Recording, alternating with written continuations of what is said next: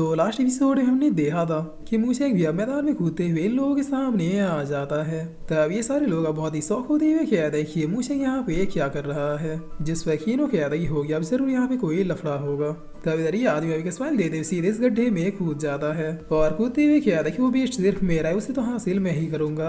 जिस पर ये लोग कहते हैं कि बड़ा ही फूतिया लड़का था, जब डिसाइड हो रहा था कि कौन कूदेगा तब तो नहीं कूदा। तब अब सीन चेंज होता है, हमें इस गड्ढे के अंदर का सीन दिखाया जाता है जहाँ पे ये लड़का कुछ मरे बीस्टों को देख ही रहा होता है। तभी इसी टाइप के बहुत सारे बीस्ट अब अचानक से इसके ऊपर अटैक करना शुरू कर देते हैं। ये लड़का इससे पहले कुछ समझ पाता है, ये बीस्ट अब चारों ओर से घेर के इसे काट के खाना शुरू कर देते हैं, मगर फिर ये लड़का अपने फायर और को पैर करते हुए इन सबको दूर कर देता है और फिर अपने पास में से एक बड़े से स्वॉर्ड को भी निकाल लेता है। जिसके बाद ये अपने स्वॉर्ड से इन सारे बीस्टों को पलक झपकते ही खत्म करने लगता है। जब अटैक करने वाले ये छोटे मोटे बीस्ट सारे ही खत्म हो जाते हैं तभी लड़का भी चैन की सांस लेते हुए कहता है कि मैंने एक्सपेक्ट नहीं किया था कि ये लोग इतने सारे होंगे। जिस पर तभी अभी इविल बर्ड भी यहाँ पे आते हुए कहता है कि तुम बहुत ही स्ट्रांग हो, और इतना कह रही है अब सीधे इस लड़के की ओर बढ़ जाता है। तभी लड़का भी अपने स्वॉर्ड के साथ रेडी हो जाता है, लेकिन इससे स्वॉर्ड चलाने से पहले ये बड़ा अपना पंजा चला देता है, जिसका नतीजा ये होता है कि इसका स्वॉर्ड इसी हाथ से गिर जाता है, क्योंकि इस इविल बर्ड ने इस लड़के का हाथ ही उखाड़ लिया था। इसके हाथ को खाते हुए बर्ड कहता है कि जो भी बोलो लेकिन तुम पावरफुल तो हो। तभी लड़का बहुत ही गुस्से में अपनी उंगली से इसकी और अपने फायर अटैक को कर देता है, मगर इविल बर्ड तो बड़े आराम से इसके इस फायर अटैक को भी एब्जॉर्ब कर लेता है।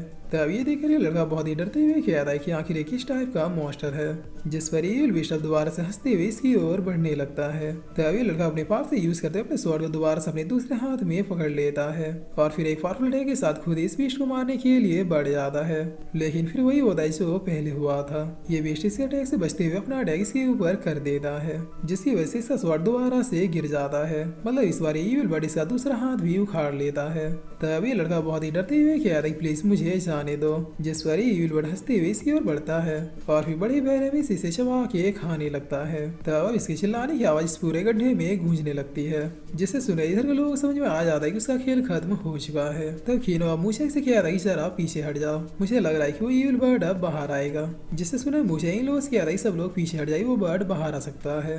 जिस पर एल्डर कहता है कि उन छोटे मोटे कीड़ों से तुम लोग डरते होगे, मैं नहीं। अगर वो इविल बर्ड बाहर भी आ गया तो उसका गला दबोच के मैं उसे यहीं पे खत्म कर दूंगा। तब अचानक ये बर्ड सच में इस गड्ढे से बाहर आ जाता है और फिर सेल्डर ही कुछ समझने से पहले इसे दबोच के नीचे भाग जाता है। तब कीनो कहता है कि देखा मेरा प्रिडिक्शन कभी गलत नहीं होता। जिस पर जोर कहता है मूशेक आखिर अब हम लोग क्या करें। तब मूशेक कहता है टेंशन मतलब हम लोग कुछ ना कुछ सोच लेंगे।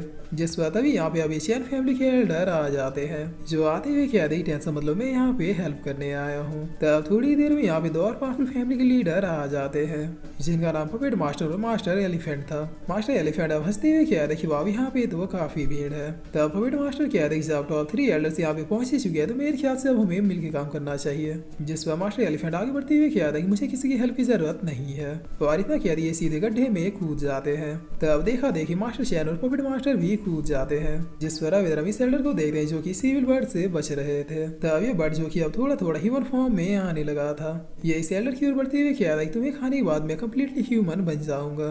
जिस पर एल्डर कहता है कि मैं तुमसे नहीं डरता, अगर हिम्मत है तो मुझे खा के दिखा। और इतना कहते ही एल्डर अपने स्वॉर्ड को अपेयर करते हुए सीधे अटैक इसकी ओर कर देते हैं, मगर ये बीस्ट बड़े आराम से इस अटैक को भी अपने अंदर एब्सॉर्ब कर लेता है।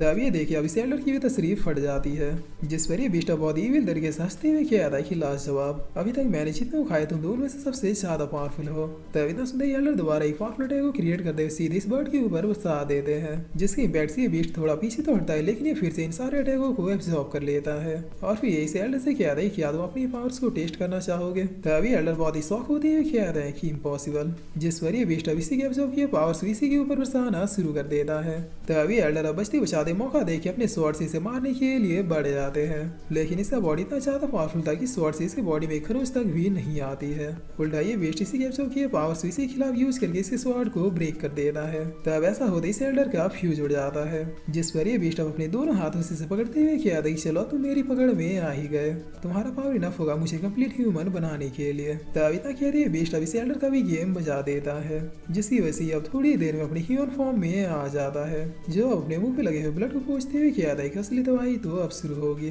तब कीनो इधर अब इसकी ऑरा को फील करते हुए कहता है कि मुझे जिसका डर था वही हुआ, उस बीस्ट ने शायद उस ओल्ड मास्टर को खा लिया, जिसकी वजह से वो कंप्लीट ह्यूमन बन चुका है।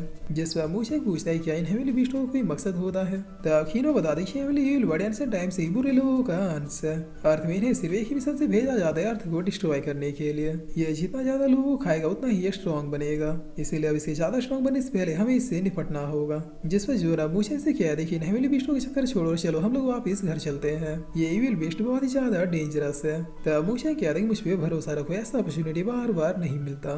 मैं प्रॉमिस करता हूँ जितनी जल्दी हो सके मैं इस गड्ढे से वापस आ जाऊंगा। इसके अलावा मैं अकेला इस गड्ढे में नहीं जा रहा। तभी आदमी जिसका नाम थंडरबोल्ट है ये जून से कह रही तुम्हें टेंशन लेने की जरूरत नहीं है, हम लोग साथ हैं। और इतना कह दी ये दोनों भी सीधे इस गड्ढे में कूद जाते हैं। जिस पर हम लोग इस गड्ढे के अंदर का सीन देते हैं जहाँ पर ये पांचों आगे क्या करना है उसके बारे में डिस्कशन कर रहे थे। तब ये तीनों आगे की ओर बढ़ते हुए कह रहे तुम लोग हमारे साथ आ सकते हो लेकिन अपनी जान खुद बचानी होगी। जिस पर कीनो कह रही सिंपल रूल है, उन लोगों को आगे जाने दो, पहले खतरा या खजाना जो भी मिलेगा उन्हें टेस्ट करने दो। तब मूशेंग भी यस कहता है। जिस पर मास्टर शेर को अब मूशेंग के ऊपर डाउट होता है। ये खुद से कह रहे कि आखिर ये लड़का अकेले में किससे बात कर रहा है, कहीं इसके साथ कोई हेमली पावर तो नहीं। तब ये सब सोच के मास्टर शेर मूशेंग से कह रहे कि बच्चे यहाँ पे बहुत खतरा है, अगर तुम चाहो तो मेरे साथ टीम अप कर सकते हो। जिस पर मूशेंग साफ मना करते हुए कह रहे कि नहीं इसकी कोई भी जरूरत नहीं है, मैंने पहले ब्रदर थंडरबोल्ट के साथ टीम अप कर लिया है। तब मास्टर चैन बिना कुछ बोले आगे की ओर बढ़ जाते हैं।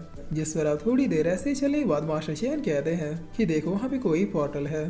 तब मुझे कह रहा है यकीन नहीं हो रहा कि इस गड्ढे के अंदर भी इतने राज छुपे हैं, मुझे लगा कि ये बस एक सिंपल सा गड्ढा होगा। जिस पर कीनो कह रहा है केयरफुल रहना, यहाँ पे हमें एक दूसरी दुनिया भी मिल सकती है क्योंकि वो मास्टर बीस्ट यहाँ पे टेलीपोर्टेशन का यूज कर रहा है। जिस पर मास्टर चैन इस पोर्टल के अंदर जाने के लिए अपने हाथ को आगे बढ़ाते हैं, मगर इनका हाथ टच होते इस पोर्टल में से एक बहुत ही पावरफुल एनर्जी निकलने लगती है।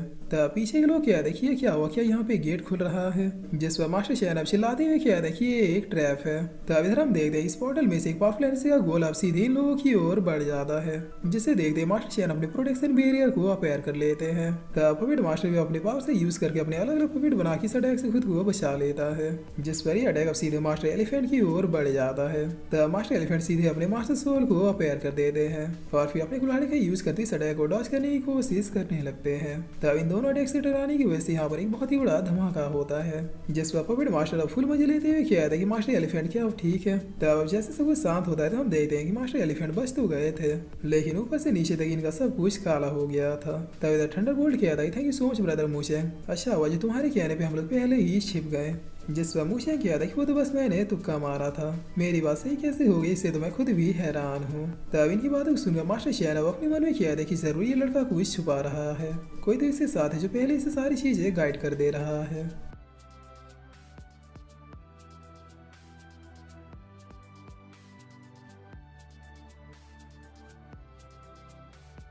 और फिर इसी के साथ ही एपिसोड यहीं पे खत्म होता है।